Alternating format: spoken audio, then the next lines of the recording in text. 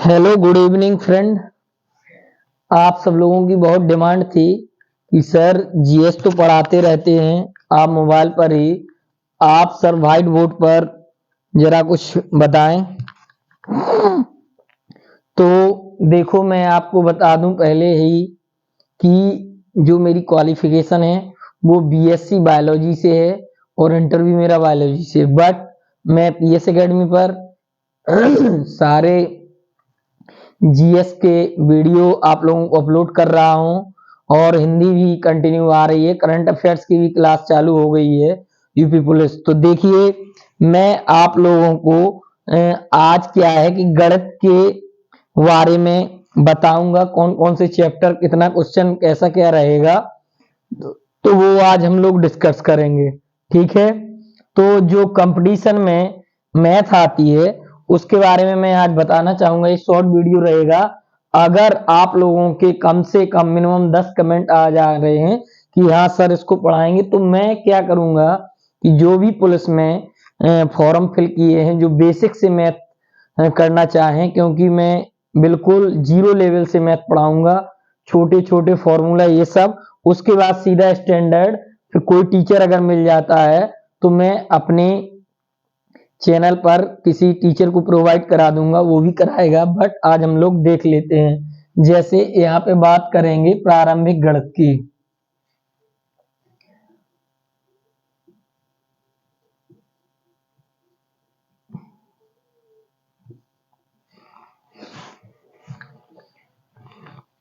इसमें क्या है, मैं एक काम कर रहा हूं। इसमें क्या है कि गणित को 3 भागों में डिवाइड किया गया है। कितने भागों में? 3 में। देखो, एक तो अंक गणित हो गई है। कौन सी हो गई है? एक अंक गणित। इसको क्या बोलेंगे? अंक गणित। इसको बोलेंगे अंक गणित। ठीक है। और दूसरा क्या हो जाएगा इधर पे? बीज गणित। अंक गणित को इंग्लिश में अर्थमेटिक बोलते हैं और बीज गणित को इंग्लिश में एलजेब्रा बोलते हैं। और एक क्या है? रेखा गणित। रेखा गणित से भी क्वेश्चन आते हैं। अब इन सभी के बारे में मैं आप लोगों को डिटेल में बताऊंगा कि इसमें कौन कौन से चैप्टर रहेंगे। और एक क्या हो जाएगा? सांख्यिकी। ठीक है, एक हो जाएगा सांख्यिकी। इसको इंग्लिश में स्टैटिस्टिक्स बोलते हैं। ठीक है, तो जो हमारा गणित है, ये प्रारंभिक अंक गणित, उसको 4 पार्टों में हम लोगों ने डिवाइड किया। आप फर्स्ट इसमें देखेंगे कितने चैप्टर, इसमें अंक गणित के थ्रू हम लोग कितने चैप्टर जानेंगे। अंक गणित के थ्रू हम लोग जानेंगे संख्या पद्धति, यानी संख्या पद्धति। इंग्लिश में इसको बोलते हैं number system.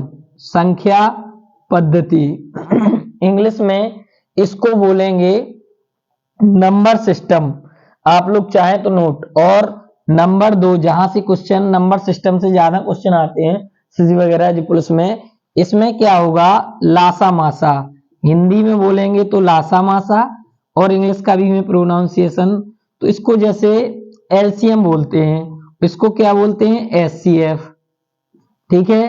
Lowest common multiple, इसमें हो जाए हाईएस्ट कॉमन फैक्टर बोलते हैं। तो लासा मासा हो गया। इधर पे नंबर सिस्टम।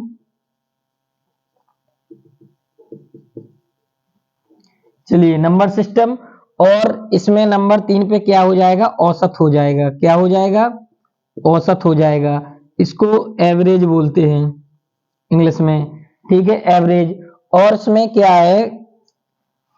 एक चैप्टर, 2 चैप्टर, 3, 4 चैप्टर। 4 में क्या हो जाएगा? अनुपात समानुपात। क्या हो जाएगा? अनुपात समानुपात। क्या है, आप लोग क्या करते हैं कि पढ़ाई तो करते हैं, बट क्या है कि हर चैप्टर आप लोगों को एकदम रटा होना चाहिए, तभी आप लोग फेच कर पाएंगे। तो हर चैप्टर आप लोगों को आना कंपलसरी है। अनुपात को बोलते हैं रेशियो, समानुपात को बोलते हैं प्रोपोर्शन। ठीक है, तो रेशियो एंड प्रोपोर्शन। नंबर 5 की बात कर लेते हैं, जहां से क्वेश्चन ज्यादा आते हैं। इसको प्रतिशत, इंग्लिश में बोले तो परसेंटेज बोलते हैं, सिंबल ये है। और इसमें क्या है, 6 नंबर पे लाभ हानि। क्या होता है, लाभ हानि। अगर हम लोग इंग्लिश में बात करें तो लाभ को प्रॉफिट बोलते हैं, पी से डिनोट करते हैं, और हानि को किससे डिनोट करते हैं, लॉस से, यानी लॉस। अब हम लोग बात करेंगे एलजेब्रा और मैथ के लिए। जैसे अगर आप लोगों को ज्यादा टाइम हो किसी भी एग्जाम प्रिपरेशन की, तो आप लोग मैथ की बुक को मैंने सजेस्ट किया है, math book suggest by Pradeep sir, जैसे आर.एस. अग्रवाल, ठीक है, आर.एस. अग्रवाल को सजेस्ट किया है, ठीक है। एक यादव सर की भी आती है, वो भी बहुत अच्छी है, मारूफ सर की है। ये स्टैंडर्ड बुकें हैं। कुछ नहीं आता है तो आप लोग अरिहंत का ही ले लें और उससे लगाते रहें। पैरामाउंट की भी कई सारी बुकें आती हैं। तो इसमें क्या है, साधारण एवं चक्रवृद्धि ब्याज, नंबर 7 पे क्या हो जाएगा, साधारण एवं चक्रवृद्धि ब्याज। इंग्लिश में अगर बात करेंगे, साधारण को क्या है, सिंपल इंटरेस्ट, चक्रवृद्धि को क्या हो जाएगा, कंपाउंड इंटरेस्ट, ठीक है। आई किसको डिनोट कर रहा है, इंटरेस्ट ब्याज को। और इसमें 8 नंबर पे बात करेंगे काम तथा समय, काम तथा समय। काम को वर्क बोलेंगे इंग्लिश में और समय को टाइम, ठीक है। और 9th चैप्टर से जो क्वेश्चन आएंगे उसको हम लोग बोलेंगे चाल, समय एवं दूरी, चाल, समय एवं दूरी। चाल से क्या हो जाएगा, स्पीड, टाइम एंड डिस्टेंस। ये अर्थमेटिक, 1 मिनट में देख लूं वीडियो में प्रॉपर आ रहा है, दिख रहा आप लोगों को कि नहीं।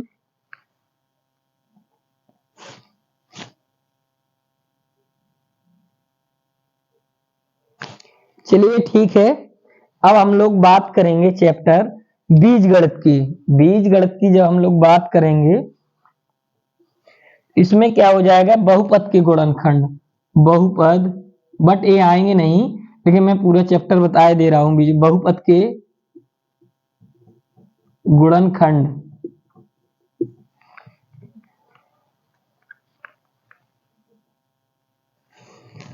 बहुपद के गुणनखंड, बहुपदों का लासा एवं मासा, बहुपदों का लासा एवं मासा, और शेषफल प्रमेय, ठीक है। ये बीजगणित के हैं। बीजगणित से 2 से 3 क्वेश्चन देखने को मिलते हैं। कंपटीशन के लिए अर्थमेटिक, अर्थमेटिक अंकगणित कंपलसरी है। कंपटीशन एग्जाम के लिए अर्थमेटिक कंपलसरी है, ठीक है। और स्टैटिक्स में जैसे अभी यूपी पैट में हुआ था, स्टैटिक्स सांख्यिकी से भी क्वेश्चन फिक्स थे कि 10 क्वेश्चन आएंगे, ग्राफ, पाई चार्ट, ये सब वगैरह। और इसमें बता दूं, सांख्यिकी में एक क्वेश्चन तो कंपलसरी है सीटेट वालों के लिए, वो बहुलक। बहुलक का मतलब होता है जो सबसे ज्यादा बार आए उसको बहुलक बोलते हैं। चलिए, शेषफल प्रमेय, सरल अंकपद, द्विघात सरल बहुपद,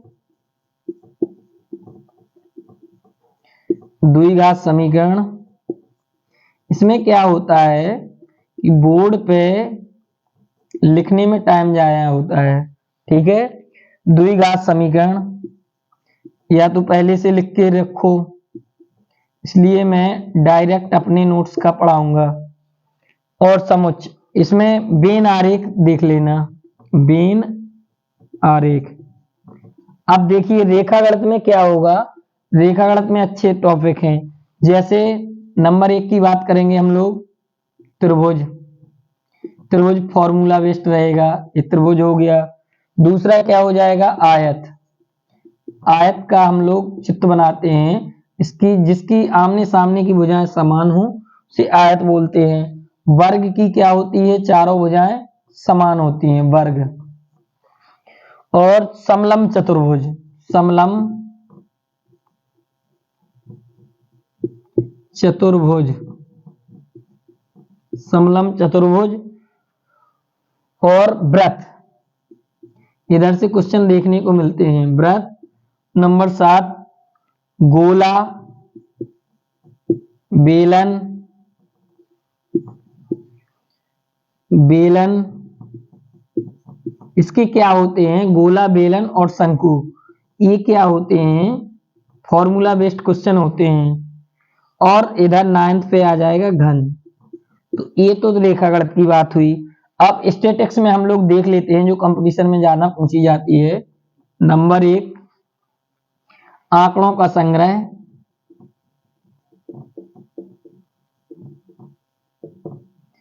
हाँ ये पीसीएस में भी पाई चार्ट वगैरह से क्वेश्चन देखने को मिलते हैं। पाई चार्ट हुआ, ग्राफ हुआ। आंकड़ों का वर्गीकरण,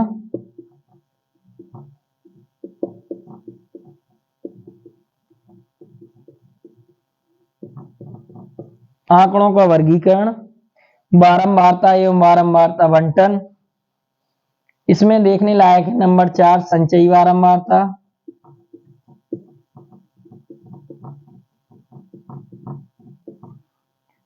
और नंबर 5 पे सारणीयन आंकड़ों का निरूपण।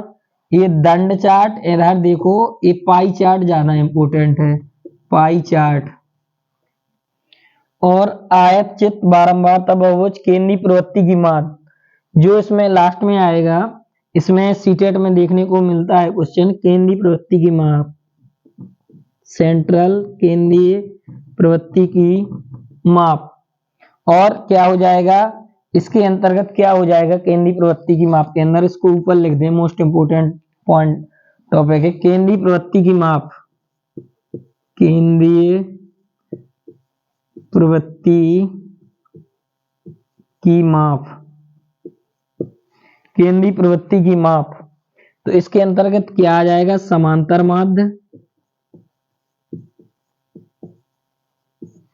समांतर माध्य, माध्यिका, और क्या आ जाएगा, बहुलक।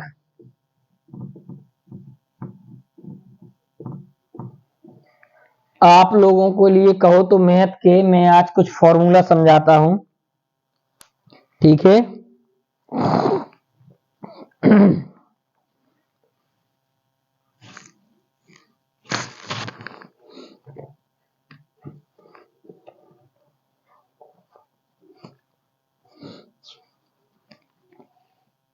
देखो जो नंबर सिस्टम है इससे 2 से 3 क्वेश्चन देखने को मिल सकते हैं। और बोर्ड मास से भी क्वेश्चन काफी सारे आते हैं, तो बोर्ड मास को भी मिस मत करें। और LCM, HCF, ratio and proportion, percentage, profit and loss, 1 से 2, discount, simple interest in compound interest, time and work, pipe and customs, टंकी, speed and time, distance, boat and stream, नाव और धारा से भी क्वेश्चन आप लोगों को देखने को मिलेंगे। और ट्रेन से, ट्रिग्नोमेट्री से, जैसे साइन का मान 90 का मान क्या है 1, ऐसे करके 1 से 2 क्वेश्चन पूछने को मिल सकते हैं, ठीक है। अगर फॉर्मूला की बात करेंगे, इसको क्या है मैं नोट्स को सभी लोगों को प्रोवाइड कराऊंगा। चलिए इसमें क्या करते हैं, इसको मिटा के जो मोस्ट इंपोर्टेंट क्वेश्चन है वो आप लोग वीडियो के अंत तक बने रहिएगा। इसको हम लोग मिटा रहे हैं, रफ कर रहे हैं, और आप लोगों को जो भी मोस्ट इंपोर्टेंट आज मैथ के फॉर्मूला है वो देने की कोशिश कर रहे हैं, ठीक है। आप लोग वीडियो के अंत तक बने रहिएगा।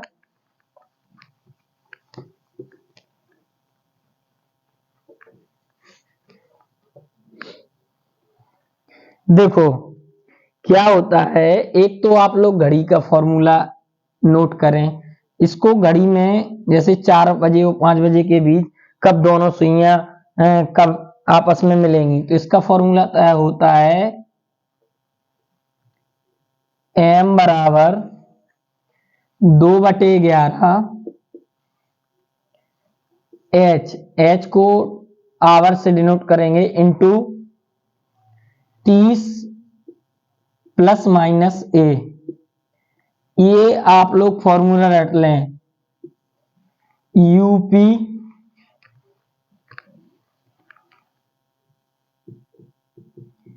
यूपी पुलिस के लिए शानदार फॉर्मूला है जो कुछ नहीं जानते हैं। तो ये किस में हो जाएगा,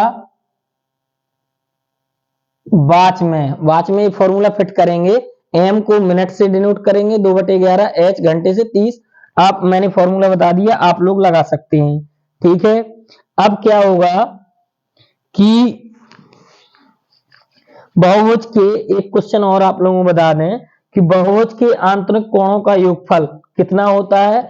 बहुभुज के आंतरिक कोणों का योगफल, बहुभुज के आंतरिक कोणों का योगफल होता है 2n-4 इंटू 9n, ठीक है। तो इसको 2 करेंगे और n-2 इंटू 9n, ठीक है।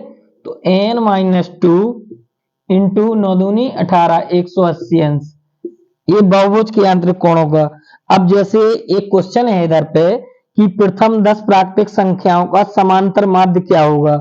समांतर माध्य, समांतर ऐसे समांतर माध्य, ठीक है। समांतर माध्य, माध्य को इंग्लिश में मीन भी बोलते हैं। n+1/2 एक फॉर्मूला होता है, क्या होगा, प्रथम 10 प्राकृतिक संख्याओं का समांतर माध्य क्या होगा। जैसे n क्या है, नेचुरल संख्या समांतर, इसको अगर फॉर्मूला में फिट करेंगे 10 + 1/2 11/2 तो 5.5, ये हम लोगों का आंसर आ जाएगा। अब ऐसे ही हम लोग क्या करेंगे कि एक बहुभुज है, प्रत्येक वाय कोण 40 अंक का है। कितने अंक का है, 40 अंक का। तो n बराबर कितने अंक का है, 40 अंक का है। तो उसकी भुजाएं हैं, क्या होता है बहुभुज में कि बहुभुज का जो वृत्त कोण होता है वो 360 अंश का होता है। कितने अंश का होता है, 360 अंश का होता है। हम लोगों को एक भुजा का मान पता है तो अपॉन 40 कर देंगे, तो इससे डिवाइड करेंगे 9, ठीक है। कितना आ गया उसमें आंसर, तो उसकी एक भुजा क्या है, 9 है, 9 निकल के आई है। शून्य का स्थानीय मान सदैव शून्य ही होता है। सबसे छोटी प्राकृत संख्या क्या है, 1 है। हम पढ़ के भी सबसे बड़ी प्राकृत संख्या क्या है, अनंत है। अनंत को इससे डिनोट कर रहे हैं।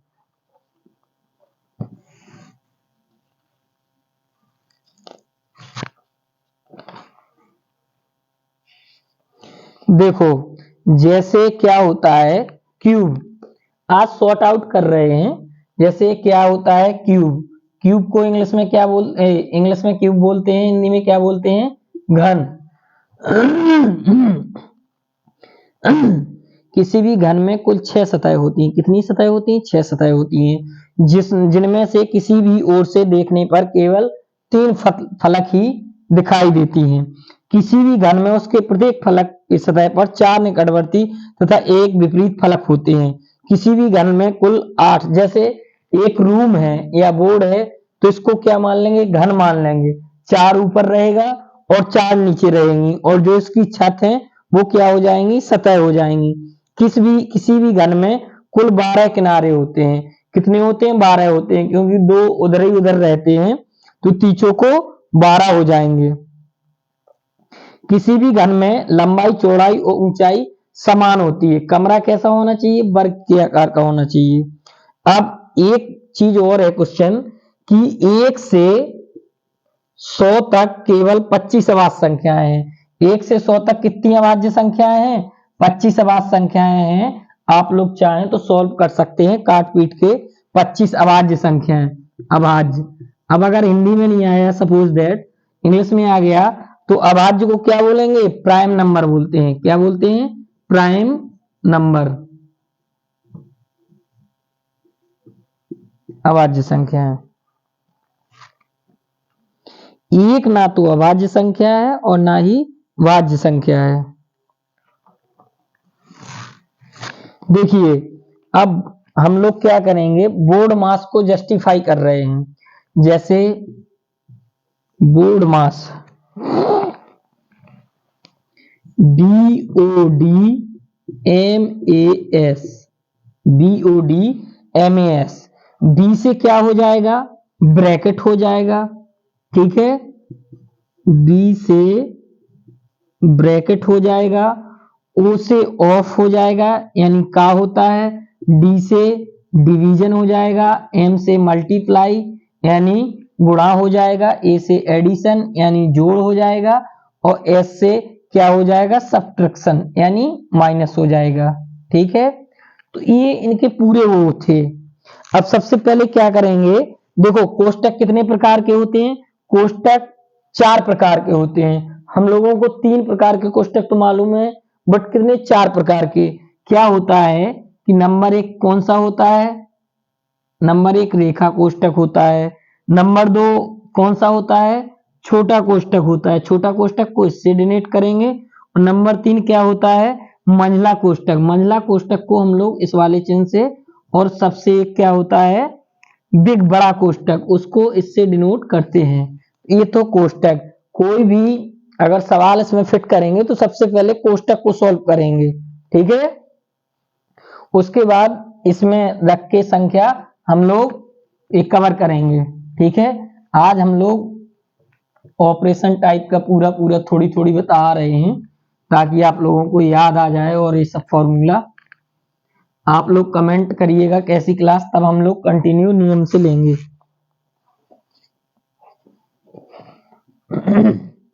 हाँ, एक चीज क्या है, ये शॉर्ट नोट में बनाया था, देखो जिस दिन पैसे दिए हैं और जिस दिन पैसे वापस दिए, दो में से सिर्फ एक दिन काउंट करेंगे, मतलब जिस दिन पैसे दिए जाते हैं और जिस दिन लिए जाते हैं उसमें एक ही दिन काउंट करेंगे, ठीक है। शून्य एक प्राकृतिक संख्या नहीं है, शून्य क्या है, एक पूर्णांक संख्या है, शून्य क्या है, एक पूर्णांक संख्या है, शून्य एक पूर्णांक, शून्य एक पूर्णांक संख्या है। अब इसमें कई सारे फॉर्मूले लगाने पड़ेंगे, तब जाके आप लोगों को ये समझ में सब आएगा।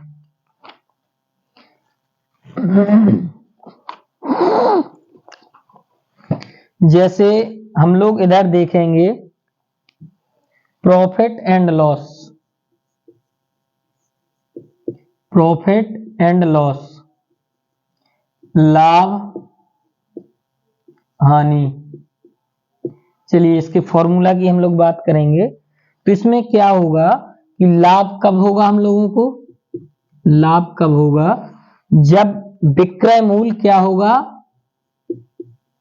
विक्रय मूल्य क्या होगा, ज्यादा होगा, और क्रय मूल्य क्या होगा, कम होगा, तब हम लोगों को क्या होगा, देखो इसको बोलते हैं विक्रय मूल्य को एसपी, एसपी को इंग्लिश में फुल फॉर्म है सेलिंग प्राइस, उसको सीपी बोलते हैं, सीपी मींस कोस्ट प्राइस होता है, ठीक है। अब सीधा सीधा फॉर्मूला अगर हम लोग रखेंगे